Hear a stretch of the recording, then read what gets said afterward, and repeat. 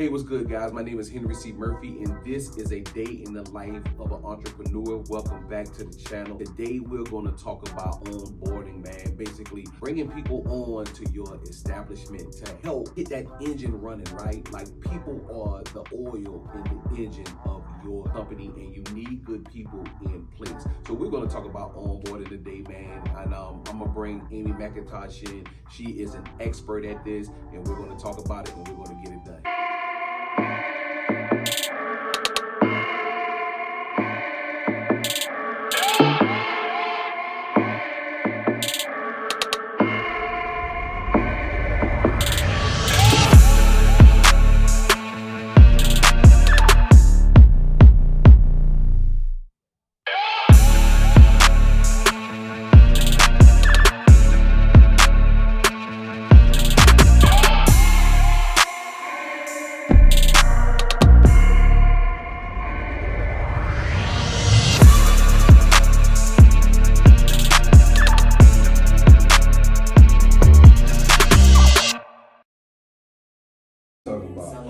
Onboarding.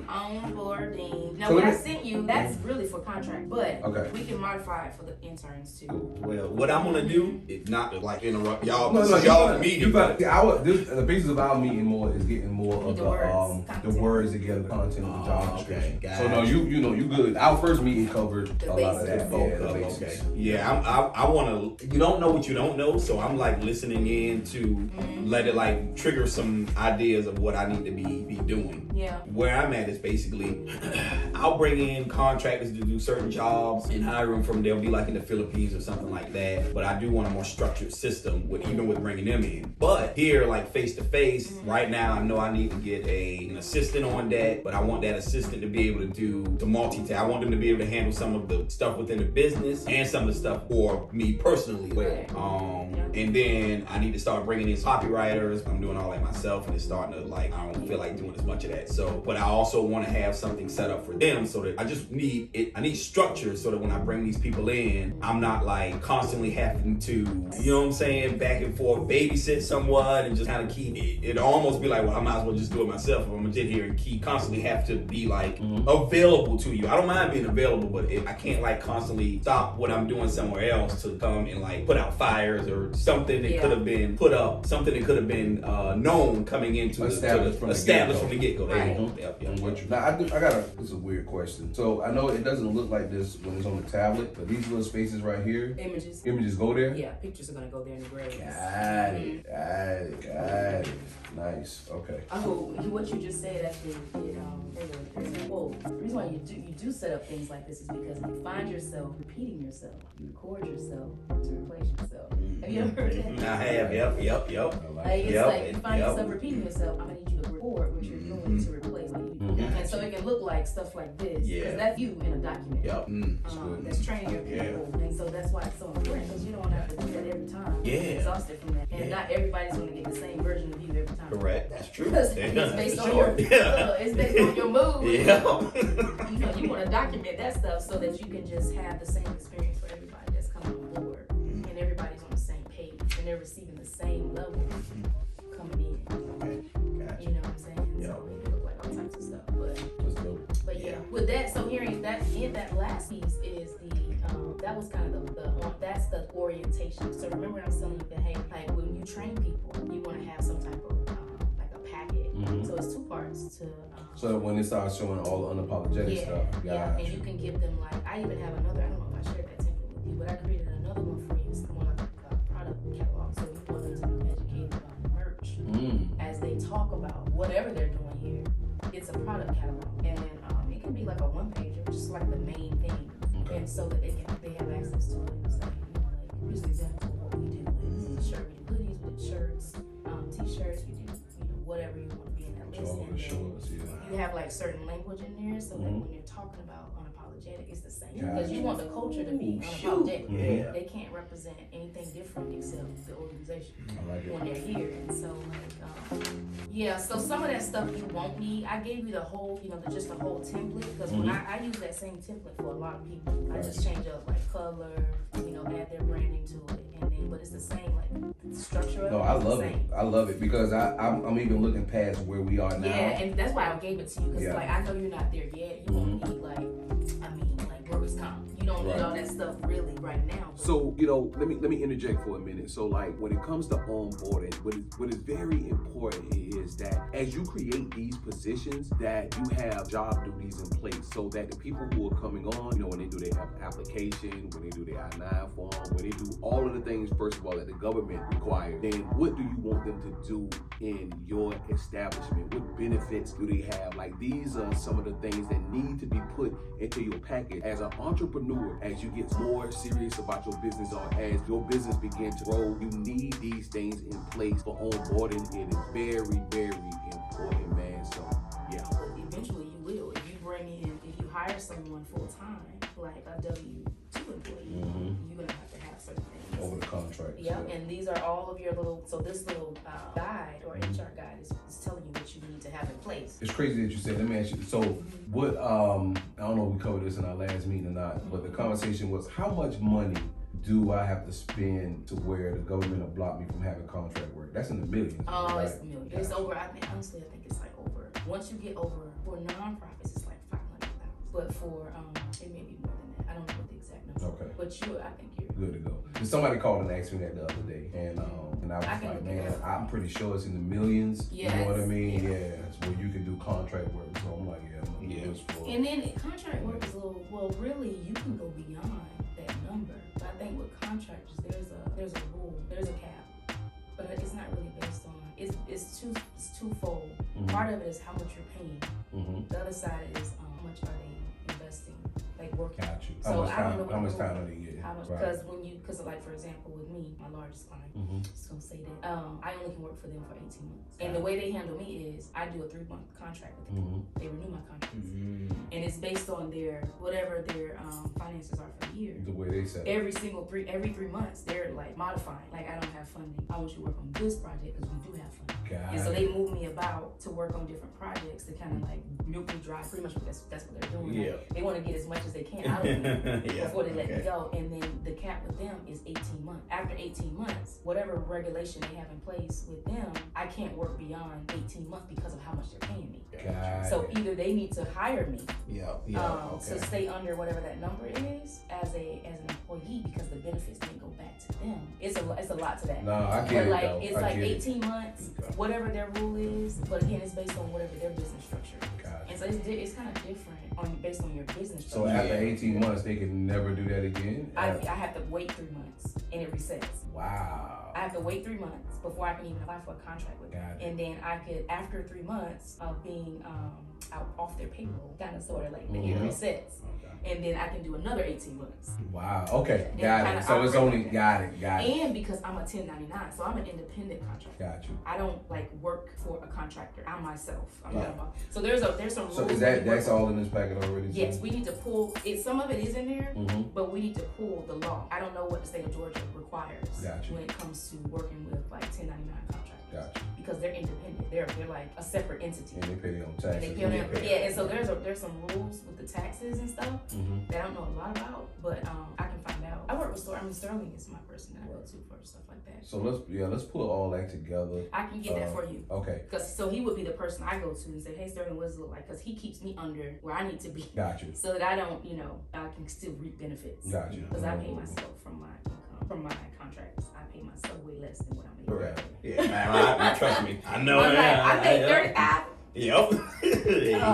I need Medicaid. Yeah. And I need my stimulus check.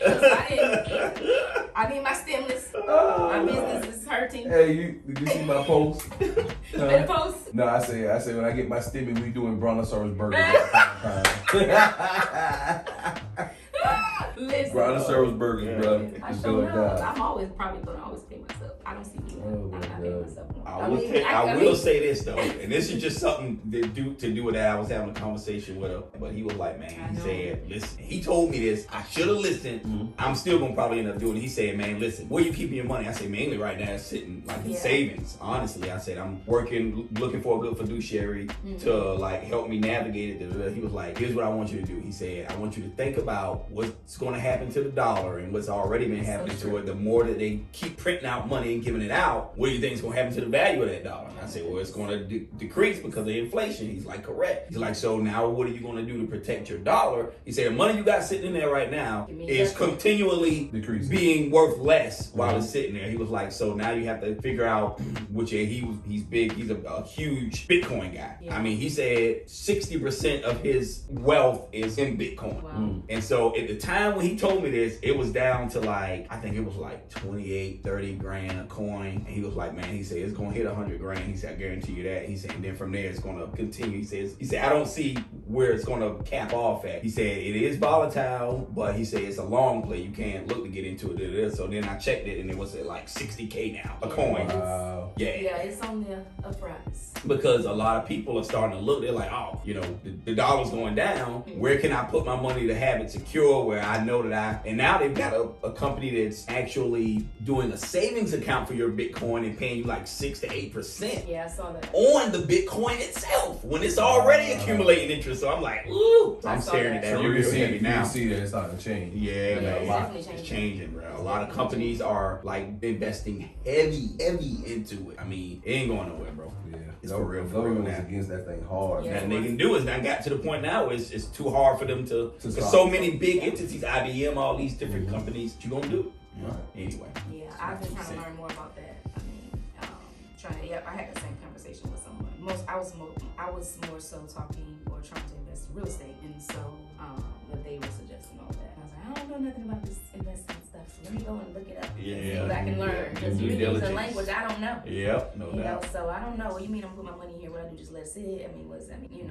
There's a lot. Yeah, like you gotta have cold storage because if you just keep it in like a regular virtual wallet, you gonna get hacked. Like people hacking them joints, bro. Like I know folks when I lost got millions of dollars worth of coins hacked. Crazy. So you gotta do cold storage where it's like you're putting it into a actual wallet like you carry on yourself. It's in there and it's a long passphrase to get into it. If you lose it, you got luck. But if someone is like managing your finances or something that's like proprietary information, you probably want to do a background check. For sure. I would do a screening on that person because they might be a con artist. Yeah, You come that's what I'm thinking about this personal assistant. They're gonna be privy to a lot of my personal information. So I started freaking out. I'm like, oh man. Yeah. How do I know that I can trust somebody with this? Sometimes they pass that and still. Is it still? Yeah, you know what I'm saying? So it just depends on like who you may know the person. They may be referred to you, whatever, but you can do a background check. I didn't put that on the list, but that's option. I didn't do a background check on any of my people, but also. Well, the people who are pertinent to my information right now is more of a 10-year relationship plus. So yeah, that's what I figured. I was like, he probably did it back.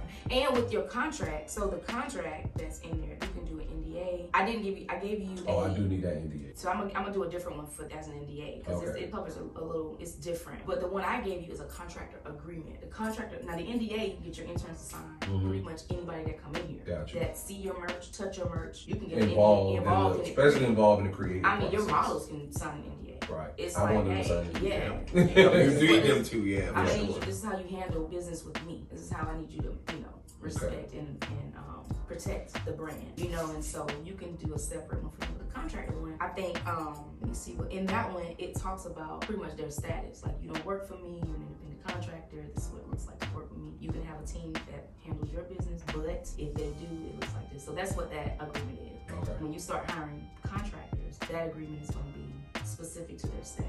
And then conflict of interest is in that. Nice. Your NDA will have a just saying like what that looks like and how you can terminate. Termination is in there too. If you want to get rid of somebody, you really don't have to say anything. Say Georgia's what they call it, free will act, what do they call it, at will clause. There's an at will law, and so is at your will. But out of respect for the person, you do want to kind of Yeah. For your own personal integrity. Right. You probably want to have a process to terminating. Correct. I'm with that. Mine is like, I'm gonna give you a 30-day notice. I really don't try to explain myself. It's just most of the time I associate it with financial cuts. Yeah. I can't, support it, and so I just let them go.